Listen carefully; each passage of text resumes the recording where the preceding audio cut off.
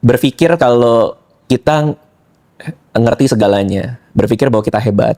Itu pelajaran yang gue dapet di umur 21, dan gue tuh baru ngeh ternyata banyak orang yang lebih hebat dari kita. Jadi pengalaman yang humbling itu gue dapet di umur 21, 22.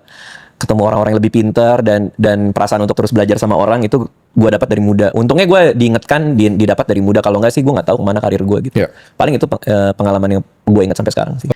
Terus terang gue tuh nggak terlalu peduli apa yang orang lihat dari diri gue sih. Persoalan itu doang sih. Gua Secara pribadi aja. Secara pribadi ya. Sebenarnya sih gue pengen anak-anak gue aja sih. Anak-anak gue tuh menilai bahwa kebahagiaan yang mereka dapat selama gue hidup tuh cukup buat mereka. Itu aja. Karena ketika udah punya anak bro, semua berubah sih. Buat gue tuh 100% hidup gue tuh untuk mereka sekarang.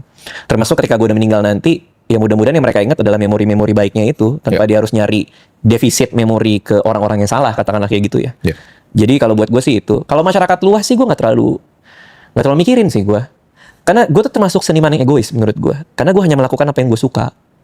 Gue tuh sukanya bikin podcast soal kesehatan ya gue bikin aja. Terus tiba-tiba orang pada menganalisa kan kayak, ini sengaja tidak mengundang yang viral-viral supaya bisa terlihat sendirian dengan vertikal yang baru gitu. Enggak sih, gue cuman emang suka aja gitu.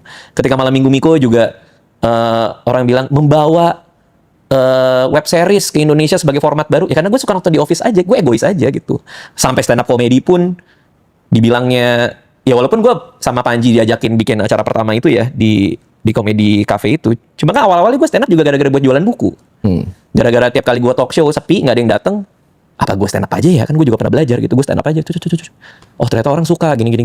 Ya egois aja gitu. Hanya emang buat apa yang gue suka doang gitu. Nah, jalan yang gue tapaki dari tahun 2005 sampai sekarang, itu hanya karena gue jujur dan emang gue ngelakuin apa yang gue suka sih menurut gue gitu.